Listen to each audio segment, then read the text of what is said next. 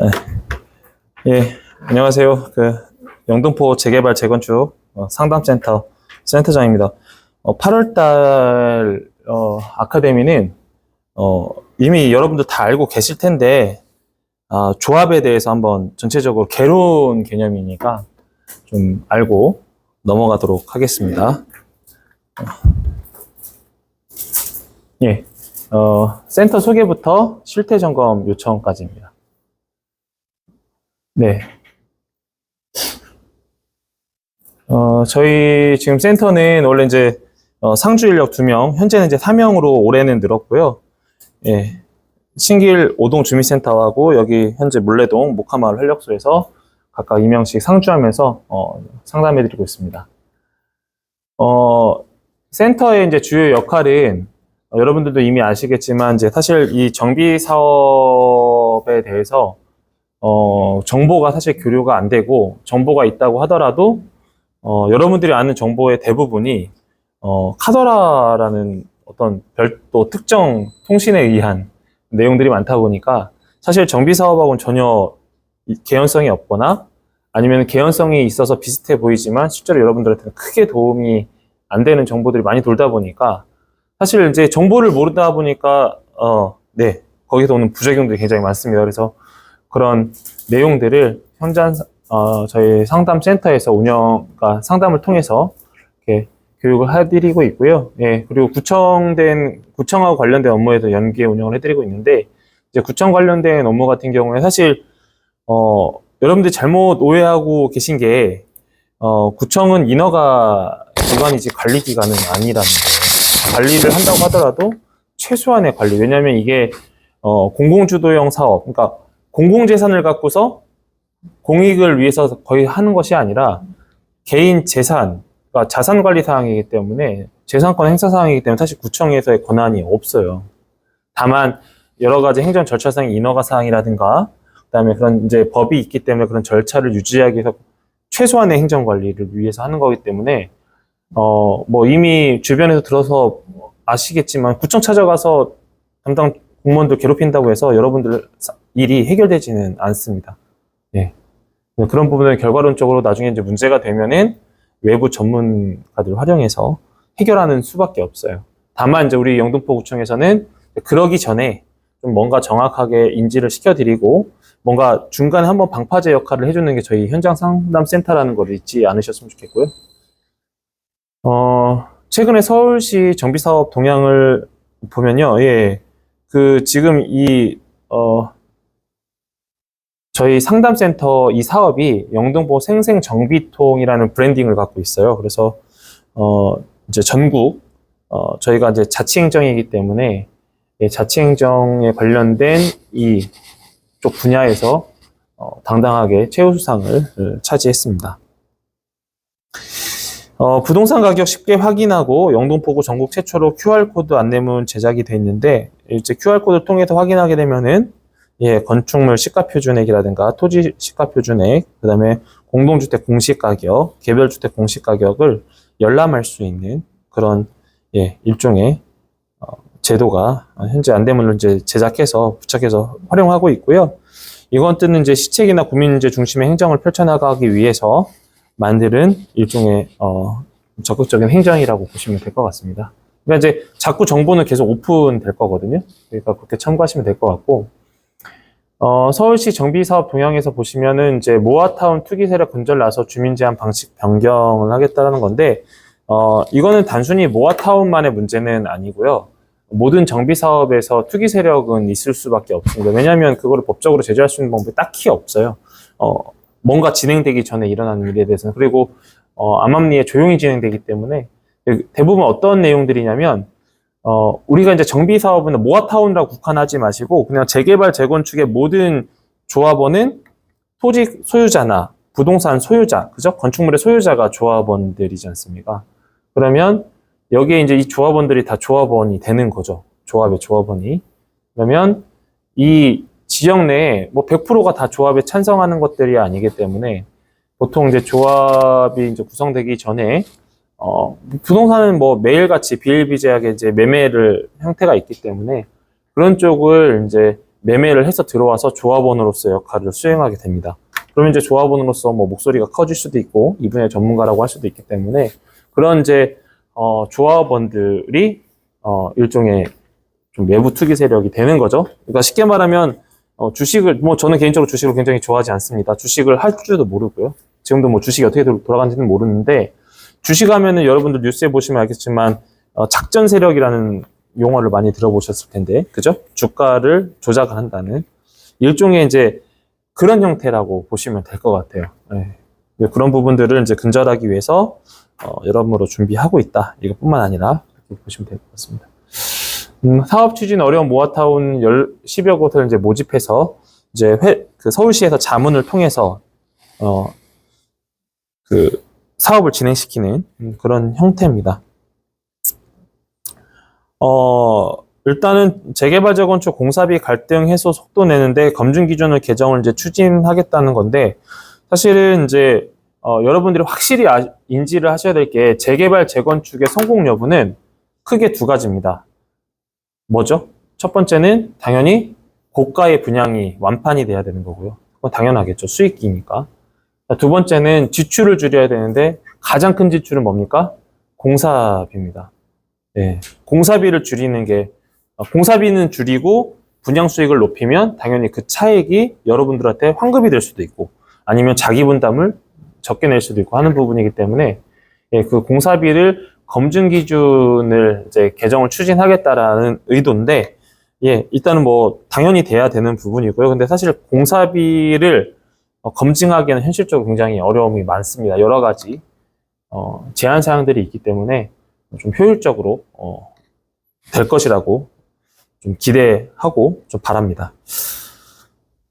서울시 녹지 공간 확보 수월해진다. 그래서 개별 녹지 기준을 변경을 해서 뭐 기존에 뭐 지상부 중 공중이 자유롭게 사용하고 뭐 이렇게 뭐 여러 이제 정책들이 개념적인 정의가 되어 있는데 예, 뭐 좀 완화를 하겠다라는 거죠. 완화를 하겠다는 거고 이런 내용을 한번 좀 참고해 보시면 될 것 같고요.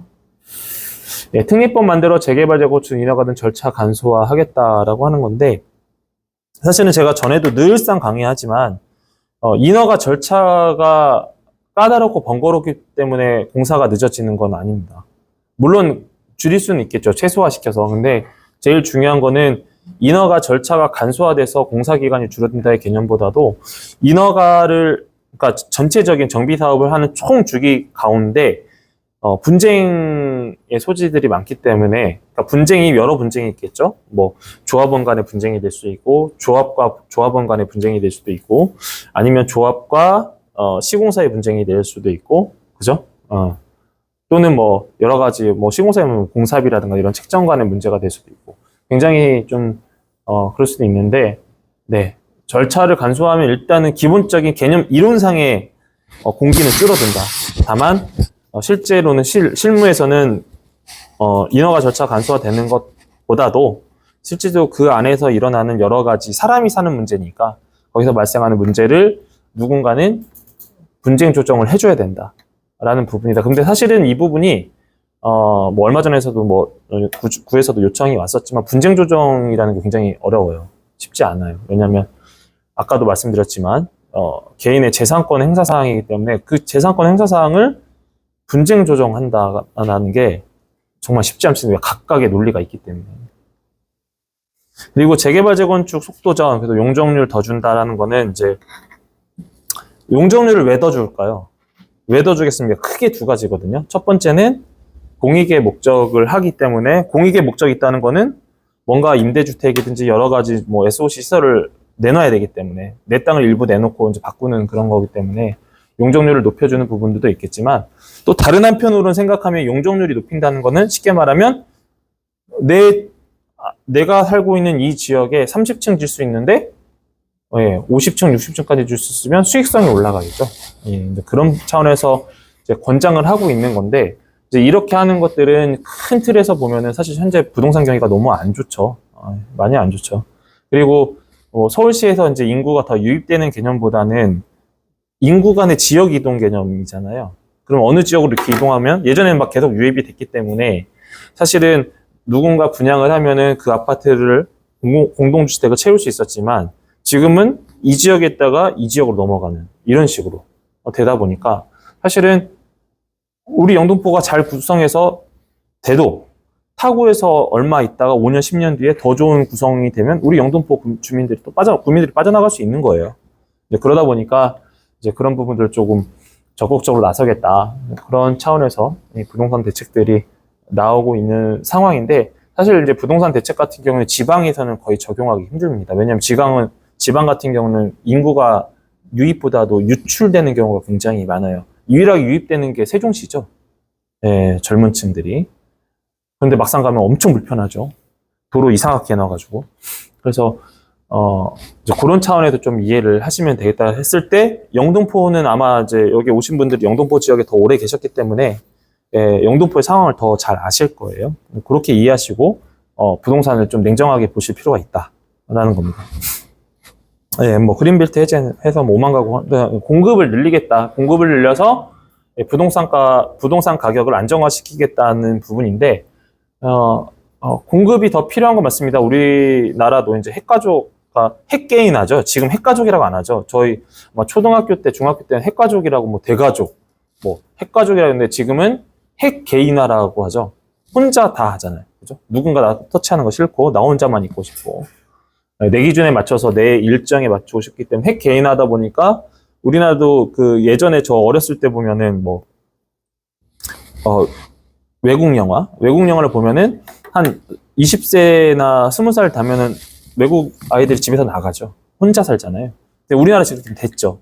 집이 옆집인데도 따로 나와서 살고 있죠. 그런 부분들이 있기 때문에 주택 공급이라는 게 공급과 수요를 봤을 때는 공급할 필요가 있다라는 건데 모르겠습니다. 사실 뭐 전체 통계를 갖고 얘기를 해야 되는데 이러다가 진짜 뭐 빈집법인데 진짜 빈집이 생기지 않을까라는 생각도 많이 들어요. 개인적으로는. 이제 저는 사업성 분석이 제 전공 주력이다 보니까요. 예, 588 부동산 대책 총정리는 이렇게 잘 정리되어 있기 때문에 한번 꼭 보시고요. 예, 조합 오늘은 좀 내용이 많더라고요. 근데 뭐 제가 늘 말씀드리지만 이거 일일이 뭐 법이 이렇고요. 이렇게 설명드리면 어려울 것 같아서 매번 말씀드리지만 앵무새같이 말씀드리지만 쉬운 내용 위주로만 예, 쉽고 빠르게 이해하실 수 있게끔 말씀드리겠습니다. 당연히 뭐 여기에서는 이제 조합 설립하는 거는 토지 등 소유자니까 토지 소유자가 되고 건축물에 대한 소유자가 되는 거겠죠. 그래서 이 사람들이 이제 조합을 설립하는데 재개발, 재건축에 그런 걸 좀 앞으로 써놨으면 좋겠네. 이거 할 때 재개발, 재건축 기점. 재건축은 뭐죠? 아파트를 하는 것이 재건축이고 재개발은 아파트하고 주택하고 막 섞인대. 근린생활 시설 다 포함해서 재개발이라고 합니다. 그래서 재개발과 재건축을 분리하는 큰 기준은 아파트를 90% 이상, 거의 90% 이상이라고 봐야 되는데 아파트 단지를 재건축, 그러니까 아파트 단지에 대한 정비 사업은 재건축이고 그렇지 않은 거는 대부분 재개발이다라고 이해하시면 됩니다. 네, 저렇게 내용 읽으시면 헷갈리잖아요. 이거 정비구역에 위치한 토지 또는 건축물 소유자, 정비구역에 위치한 건축물 및 그 부속 토지의 소유자. 무슨 차이죠? 그렇죠? 어렵게 써였죠? 어려우라고 법 써는 겁니다. 근데 쉽게 설명하면 아파트 90% 이상이냐? 그럼 재건축 아니다. 재개발 이렇게 이해하시면 가장 빠릅니다. 조합원의 자격은요, 뭐, 당연히, 한 세대에 여러 세대가 조합원이 될 수는 없고, 그 세대 비율이 가장 높은 사람이 조합원이 된다라고 이해하시면 됩니다. 뒤에 좀 설명 나올 거예요. 뭐, 저거 쭉 읽어보지 마세요. 헷갈립니다. 자, 그 재개발 같은 경우에는, 당연히 뭐, 토지 등 소유자의 4분의 3 이상, 토지 면적의 2분의 2 이상 동의가 필요한데, 제가 뭐라고요? 항상 사업을 할 때 몇 프로 이상이라고 했죠? 4분의 3 이상이 아니라 80% 이상이 돼야지, 예, 80%, 지금 과하게 말하면 85% 이상 돼야지 할 수가 있다라고 보시면 됩니다.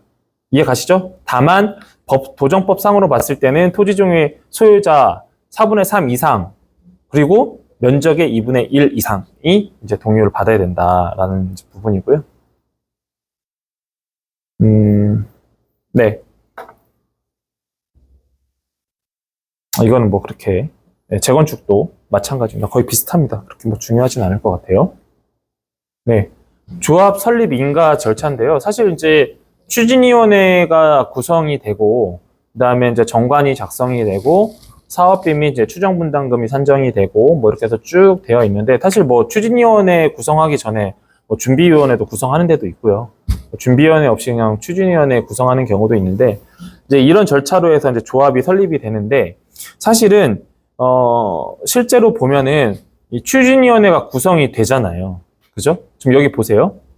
추진위원회가 구성되고 사업비 및 추정분담금이 구성되고 추정분담금에 대해서 추진위원회에서 이제 업무 정보를 제공하는 거잖아요. 그 다음에 동의 절차가 있죠. 그렇게 하고 조합법인이 설립이 되잖아요. 그러면 사실은 제가 바라보는 이 사업의 모든 시작과 끝은 여기입니다. 여기 추진위원회. 추진위원회가 구성돼서 사업비 나오고 추정분담금이 나오고 여러분들의 동의서를 받는 순간 끝나는 거라고 보시면 돼요. 거의. 왜? 제가 늘 말씀드렸죠. 추진위원회 위원장과 추진위원회 위원들이 어떻게 돼요? 조합에 뭐가 된다고요? 여기 없네. 조합에, 네. 조합장이 되고, 이사가 되고, 감사가 되고, 뭐, 인원이 많을 경우에는 대의원이 됩니다. 그럼 끝난 거죠. 네. 그리고 나머지 조합원들은 어떻게 해요? 의사표시를 하는데, 아까 뭐라고 말씀드렸어요? 정보가 잘 공유되면 잘 알고 판단하면 되는데, 그냥 알아서 이제 조합이 구성됐으니까 조합원들이 하겠지라고 생각하는 순간, 이제, 솔직히 말해 답은 없는 거죠. 그래서, 여기서 이제 조합원분들도 계실 거고, 임원이 되실 분도 계실 텐데, 그건 꼭 기억하세요. 추진위원회 단계에서가 저는 제일 중요하다고, 저 개인적으로는 그렇습니다. 예, 조합의 창립총회. 그러니까 이제 이렇게 추진위원회가 구성돼서 어느 정도 동의가 다 되면은, 이제 창립총회를 합니다. 왜냐하면 조합법인이기 때문에. 창립총회를 하게 되면 누굴 뽑아요? 예, 조합장을 뽑고, 그렇죠? 이사를 뽑고, 대의원을 뽑습니다. 이해 가시죠? 네. 그래서 거기서 결정된 사항으로 해서, 네네. 조합원이 구성되고, 조합장은 물론 이사회에 들어가고요. 그 다음에 그러니까 조합장, 이사회, 그러니까 조합장, 이사, 감사, 대의원. 이렇게 거의 뽑는다고 보시면 됩니다. 네. 그러면서 그때 대략적인 공사 금액을 이렇게 오픈을 하죠. 창립총회 책자를 만들어서. 네, 그런 걸 저희 사무소에 있는 데가 보여드리면 참 좋은데, 어쨌든 그렇습니다. 그렇게 좀 참고하시면 될 것 같고, 여기에 보면은 뭐 감정평가업체 선정 및 정비사업 전문관리자업체 선정한다고 하는데요.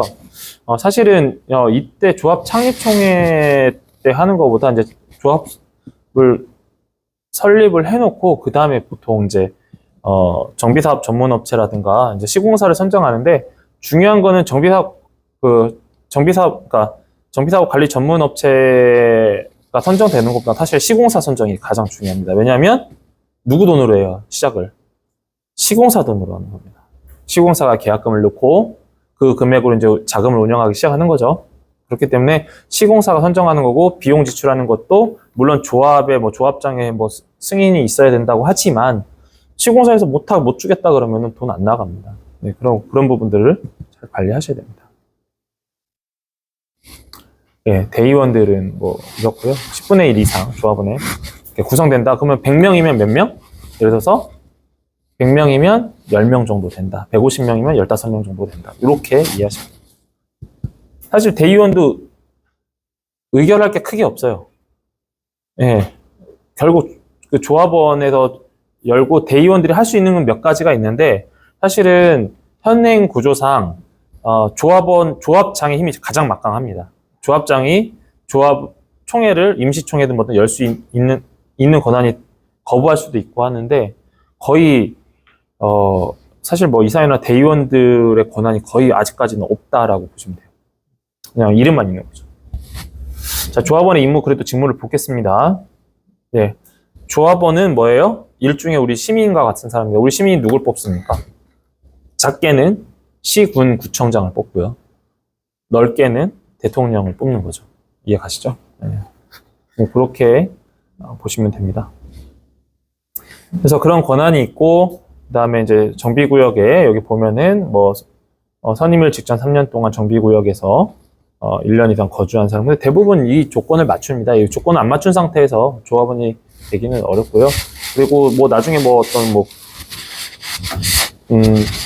경매를 통해서 들어오신 분들도 나중에 조합 통해서 신청을 하면 받아주기 때문에 그건 그렇게 보시면 될 것 같고, 조합 임원의 직무가 되게 중요해요. 왜냐하면 사실 제가 무조건 정비 사업의 조합을 안 좋게 보는 건 아니고, 이제 이 정비 사업의 모든 분쟁은 조합장에서부터 일어나는 거 다 알고 계시죠? 조합장 아마 다 들어서 아실 거예요. 네, 조합장이 무소불위의 권력을 갖고 있고 이해관계의 가장 정점에 있는 게 바로 조합장이기 때문입니다. 그러면 이제 조합장이 보통 이제 아까 말씀드렸던 것처럼 이제 이사들도 어떻게 보면 일종의 자기 편으로 다 대부분 선임들을 하기 때문에 사실은 의사결정이 이제 거의 1인 체제로 갈 수밖에 없는 거죠. 그래서 이제 사실 똑똑한 조합장도 필요하지만 똑똑한 이사들도 필요하다라는 부분이고, 더 중요한 거는 뭐 조합장 당연히 조합장 잘 해야 되는데 뭐 그렇다 치시죠. 예, 뭐 조합장이 사실 자기가 일할 일은 별로 없어요. 대부분 정비관리 전문 업체들이 와서 뒷일을 다 봐주기 때문에, 그러니까 전반적인 행정 업무를 다 봐주기 때문에. 그런데 조합 인원도 그렇다 치죠. 관사는 의결권이 없죠. 조합 임원들보다도 임기는 3년 이하로 해서 연임도 가능하고요. 이 조합원이 없네. 뒤에 나오겠지만 조합원들의 어떤 관심과 노력이 굉장히 필요합니다. 왜냐면 잘 보세요. 정비 사업을 할 때 조합 법인 이름으로 이제 사업을 진행하잖아요. 그럼 모든 의사결정은 조합장 혼자 합니까? 아니죠. 누가 해요? 임시총회든 총회를 열어서 조합장이 열어요. 그리고 결정은 조합원이 해요. 투표를 통해서. 그죠? 내가 못 오면 서면 결의서로 오면은 직접 결의를 하는 건데, 그럼 결정은 누가 한 거예요? 조합장이 한 거예요? 계획은 조합장이 하죠. 근데 결정은 조합원이 하는 겁니다. 그러니까 조합원이 제대로 안 하면 어떻게 돼요? 뭐 조합장이 하자는 대로 가겠죠. 그런 형태이기 때문에 조합의 뭐 조합장뿐만 아니라 조합 임원, 대의원들 역할도 되게 중요하지만 조합원 스스로도 역할을 해야 됩니다. 그런데 우리가 항상 핑계를 대죠. 뭐라고 핑계를 대요? 내가 몰라서 못했다. 힘이 없어서 못했다. 틀린 말은 아닌데 몰라서 못했다는 거는 자기 권리 행사를 똑바로 안 하는 거죠. 그렇죠? 그렇게 하고 욕할 이유는 없는 것처럼 그만큼 이제 조합원들의 어떤 관심과 노력이 굉장히 중요합니다. 그런 거 좀 기억하시고요. 조합선거위원회. 선거위원회는 뭐 당연히 선거관리위원회 위원을 모집하게 돼 있고요. 조합에서 선거관리위원회를 대의원에서 선출을 하고, 선거관리위원회가 구성이 되면 위원장과 선거관리 계획을 수립하고 선거관리 계획에 따라 결정을 하게 되면은 임원 입후보하고 임원 후보자 등록하고 후보자 자격 심사하고, 뭐 자격 심사가 되겠습니까? 그리고 이제 후보자 확정 공고를 하고 총회 자료 작성해서 발송 소집하고 총회에서 홍보 및 선거를 하고 조합 임시총회 통해서 조합 이제 설립 변경인가 신청을 이제 하게 돼 있는 거죠. 그런 거는 뭐 절차상의 부분이기 때문에 사실 요즘에는, 예전에는 이제 절차상의 하자가, 그러니까 모든 이제 이런 정비 사업의 그 진행 절차상의 행정 절차상의 하자가 있으면은 무조건 지거든요. 근데 요즘에는 절차상의 하자는 거의 없다고 보시면 돼요. 간혹 절차상의 하자 있으면 되게 답답한 조직인 거죠. 거기는 엉망진창인 거죠, 사업이. 그래서 선거위원회 구성은 조합에서 선거관리위원회 모집 공고해서 후보자 등록하고 후보자에 대한 이제 자격 여부인데, 사실 자격 여부를 누가 심사를 해요? 조합원들 심사하나요? 할 수 있는 방법이 없어요. 그냥 어떻게 해요? 추진위원이나 조합장이 지인을, 그러니까 거기 있는 조합원들 중에 마음에 드는 사람을 다 뽑죠. 그렇게 하기 때문에 그런 거는 사실 자격 여부 확인하기가 쉽지 않아서, 사실 이런 자격 여부를 검증하는 중간중간에 여러 가지 절차가 필요한데 사실 그렇게 하기가 쉽지가 않은 상황입니다. 어쨌든 모집 정수 이내에서 무투표도 확정되고, 모집 정수가 초과하면 추진위원 또는 대의원회 하는데, 우리 한국 사람들이 되게 겸손하잖아요. 그럼 이런데 선거관리위원회 등록한다고 하면은 모집 정수 초과하는 경우가 있을까요? 없을까요? 실무에서 거의 없어요. 거의 이제 조합장이나 추진위원회 찍어가지고 너희 가세요, 너희 가세요, 그냥 와서 동의만 하고 저녁 먹고 가는 거예요. 참 답답하죠. 물론 잘 된 데는 진짜 모집 정수 통과해서 열심히 하는 데도 있지만 뭐 현실적으로 대부분 네 그렇지 않습니다. 그리고 서울시 표준 선거관리 규정에 따라 임원 선출 과정을 투명하게 진행이 되는데요. 투명할 수밖에 없죠. 지원자가 없는데요. 그리고 거의 찍어서 오는데 뭐 안 투명할 일이 있겠습니까? 그죠? 네, 선거위원회 구성입니다. 예, 선거관리위원회만 이제 선출하고요. 회의를 이제 통해서 구성을 하고 임기 만료 60일 전까지 선거관리위원회를 다시 구성하고, 그다음에 후보자 등록을 조합 홈페이지에 공고 및 정비사업의 이제 정보몽땅에 게시하게 되어 있습니다. 서울시 정비사업 표준 선거관리 규정에 그렇게 나와 있고요. 조합 설립 동의한 자 중에 이제 선임을 하게 돼 있고, 구청장 또는 관할 선거관리위원회 추천을 받아 선거인이 아닌 자를 선거관리위원으로 선임 가능하다라고 하는데, 뭐 대부분 추천에 의해서 하죠. 거의. 네. 선거위원회 구성에서 조합의 임원 대의원에 당연히 직계존비속이 되면 안 되죠. 당연한 거 아닙니까? 네, 이거 당연한 얘기고요. 그리고 조합과 계약된 업체나 단체, 그러니까 쉽게 말하면 이 내용이 뭐죠? 우리가 전문 용어로 하면 이해관계인이 되면 안 된다라는 거죠. 입후보자는 당연하죠. 입후보자 또는 그 직계존비속이 할 수가 없는 부분이고 당연한 얘기고요. 선거위원회 구성은 이제 서울시 규정에 따라서 보시는 바와 같이 뭐 확정 공고, 각정 공고, 신원 확인부터 관련된 사항의 결정까지 하게 돼 있다라고 하는 건데, 사실은 이제 이런 업무를 선거관리위원회에서 직접 하기보다도 그냥 조합이나 추진위원회 차원에서 다 진행을 하고 있습니다. 예, 조합 직접 설립 제도에 대한 안내입니다. 우리 서울시의 좋은 어떻게 보면 조합 직접 설립 제도의 지원인데요. 일단 정비사업 지정 후에 추진위원회 승인을 거치지 않고, 네, 추진위원회 없이 승인을 거치지 않고 주민협의체로도 조합을 설립할 수가 있다는 겁니다. 그죠? 추진위원회 없이 할 수 있다는 건데, 제도의 이용의 요건이나 이점 보면 구역 내 토지 소유자 등 과반수 이상이 추진회 구성 단계 생략에 동의를 한 경우를 보통 이제 직접 설립 제도인데, 사실 제가 서울시에 이거 통계는 실제로 얼마나 하는지 통계는 확인해보지 않았어요. 혹시 구청에서도 이런 게 공유되나요? 안 되죠. 많이 할까요? 적게 할까요? 서울시 통해서 직접 설립 제도를 많이 이용할까요? 많이 이용한대요? 하고는 있는데 많이 하진 않죠. 예산이 정해져 있는 게 있어요. 이게 이제 왜 그러냐면요. 제가 왜 이렇게 직접 설립 제도가 쉽지 않냐면, 이제 뭐 안 좋은 쪽만 얘기하는 게 아니라 이제 이런 거는 짚고 넘어가는 차원에서 말씀드리는 거 굉장히 좋은 제도인데, 왜 이렇게까지 있을까요? 왜? 이걸 왜 할까요? 왜? 예산을 투입해가면서. 여러분들 잘 생각해 보세요. 늘 말씀드리지만 조합을 설립되기 전에 추진위원회나 준비위원회 단계부터 진행을 하게 되겠죠. 재개발이든 재건축이든. 그러면 준비위원회든 추진위원회도 구성을 하면 이 사람들이 모여야 되고 일을 해야 될 거 아니에요. 그리고 아까 그렇죠. 그 선거관리위원회 구성하면 그 다 조합 설립되기 전인데, 그러면 그런 행정행위를 누가 해요? 여러분들이, 일반 주민들이 할 수 있을까요? 상식적으로 생각을 해보세요. 일반 주민들이 하실 수 있을 것 같아요? 못해요. 못하죠, 당연히.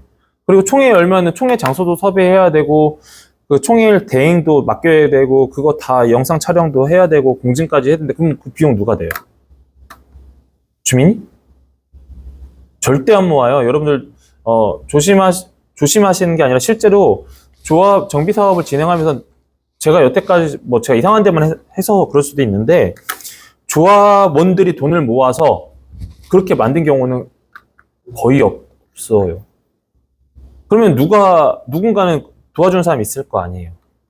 그런 부분들에서 이제 여러 가지 문제가 생기는 겁니다. 굳이 말씀 안 드려도. 그렇기 때문에 그렇게 하겠다는 건데, 되게 좋은 제도긴 해요. 그런데, 어느 정도 되는지는 뭐 저도 확인할 수가 없어서 일단은 이런 제도가 있다라는 부분을 좀 여러분들도 참고하시면 될 것 같습니다. 그래서, 절차적으로는 이제 정비계획이 이제 수립이 되고 중간에 추진위원회가 구성되는데, 요 과정이 이제 빠져나가다 보니까 아무래도 이제, 조합 설립을 하는데 좀 빠르게, 움직일 수 있다라는 부분이고요. 나머지는 크게 없고, 이것도 크게 중요하지 않습니다. 장점, 절차가, 그러니까 추진위원회 기간이 없는 거잖아요. 그죠? 추진의 기간이 없기 때문에 그 기간이 이제 빠지는 거고, 네, 주민주도로 한다고 돼 있고, 공공지원에서 적법하고 투명하게 운영될 수 있다. 전문가의 도움을 받을 수 있다라는 겁니다. 이 네 가지가 이제 핵심인데, 네, 전문가가 어떤 전문가가 오느냐에 따라서 좀 다르겠죠? 네, 그렇게 보시면 될 것 같습니다.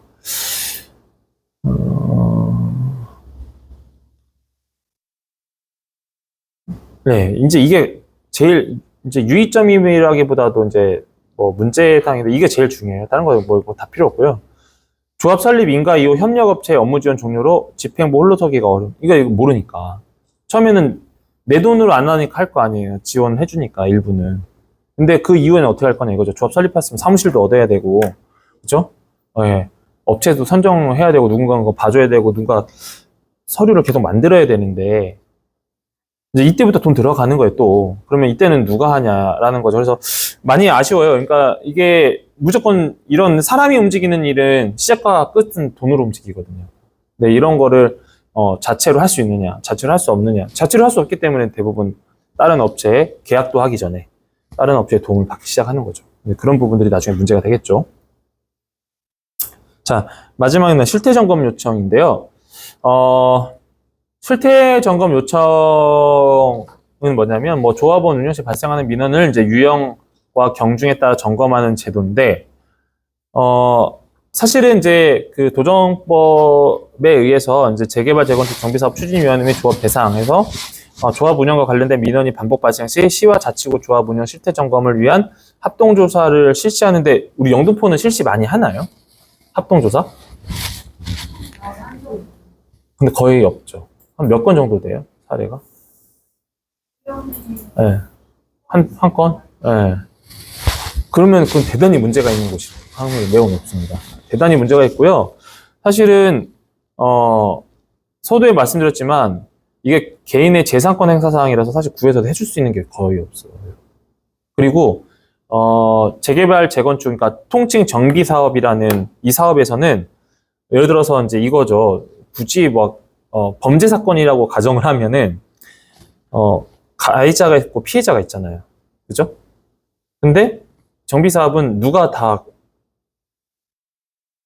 물적 증거를 제시해야 되냐면 피해자가 해야 돼요. 웃기죠? 피해자가 다 물적 증거를 물론 당연하겠죠. 고소고발인님이 여러 가지 증거를 제시해야 되는데 특히 정비 사업은 더 해요. 네, 더 해요.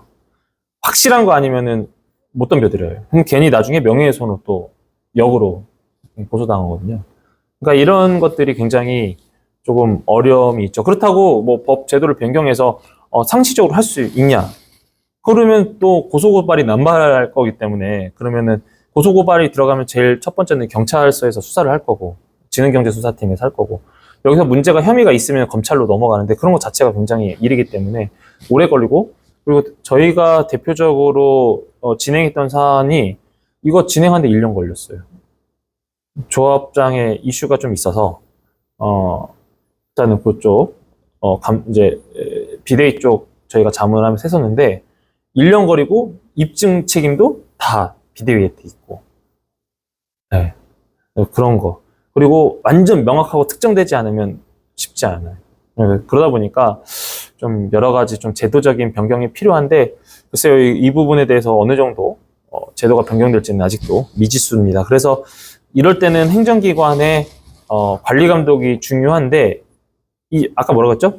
개인의 재산 행사상은 헌법에서도 최고의 가치죠. 근데 그거를 기관에서 핸들링하기에는 굉장히 어렵다. 그래서 구청 괴롭혀봤자 공무원 괴롭혀봤자 소용없다. 들어줄 수밖에 없다.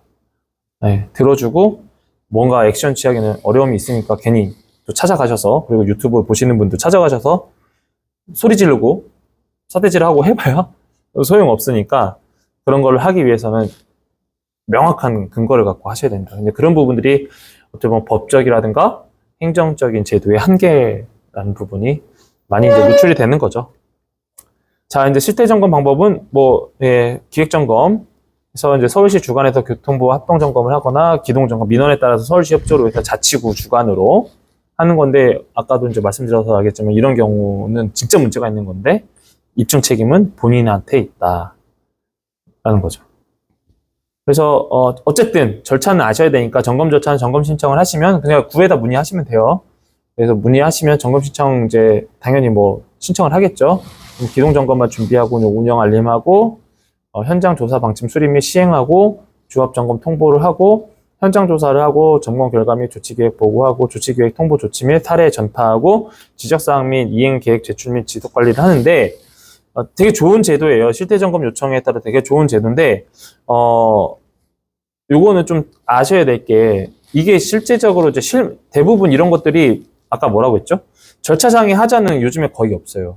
절차상의 눈에 확 들어오는 거기 때문에. 그런데 절차상의 하자보다도 여러 가지 보이지 않는 곳에서 여러 가지 이슈가 있기 때문에 사실 이 부분을 끄집어내기가 쉽지도 않고 그리고 실제적으로 이 기동 점검반도 이 사업에 대해서 개념적으로 이제 본인이 여기에 대한 조합원의 경험을 안 해봤잖아요. 실제 실무에 뛰어들어 본 게 아니기 때문에 사실 이제 기동 점검반의 역량도 사실 그렇게 높지는 않아요. 좀 죄송한 말씀이지만 이거는 되게 좀 굉장히 디테일링하게 들어가야 되는데 그 디테일링 하려면 이 사업을 다 알아야 되고 또 실제 경험했어야 되고 실제 피해자 쪽의 입장에서 또는 가해자 쪽 입장에서의 일들을 다 두루두루 수행해봤어야 돼요. 예를 들어 저 같은 사람들은 다 알죠. 어느 분에 문제가 됐을 거다.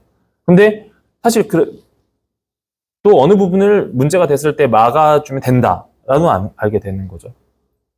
근데 이게 쉽지 않아요. 네. 쉽지 않습니다. 그리고 법적 분쟁으로 가면은 계속 기일 연장 하다 보면 서로 돈 있는 사람은 이겨요. 근데 돈 없는 측은 져요. 왜냐면 연장하게 되면 계속 법적인 비용이 들잖아요. 근데 이쪽은 그러니까 예를 들어서 조합 장한테 이런 분쟁이 들어가면 조합 비용으로 하거든요. 조합비로 해요. 조합에 여러분들 돈으로 한단 말이에요. 근데 그렇지 않은 사람은 조합 비용을 할 수가 없어요. 개인 돈으로 해야 돼요. 그러면은 결국 돈 있는 사람이 이긴다. 버티는 사람이. 이제 그런 부분들이 있기 때문에 좋은 제도입니다. 좋은 제도인데 좀 더 이제 시간이 좀 필요하고 또 전문적인 요 업무에 대해서 전문적인 인력이 필요한데 사실 이제 담당 공무원들이 본인 일 하기도 바빠가지고 이건 쉽지 않아요. 그건 좀 이해해 주셔야 돼요.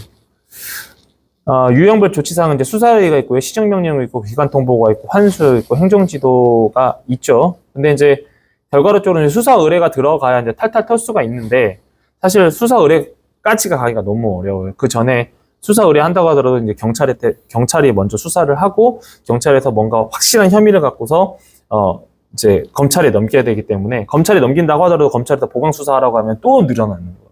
근데 보통 최근에 뉴스 나와서 아시지만 경찰 수사 인력이 부족하기 때문에 1인당 몇 건을 처리하다 보면은 이게 언제 올지 몰라요.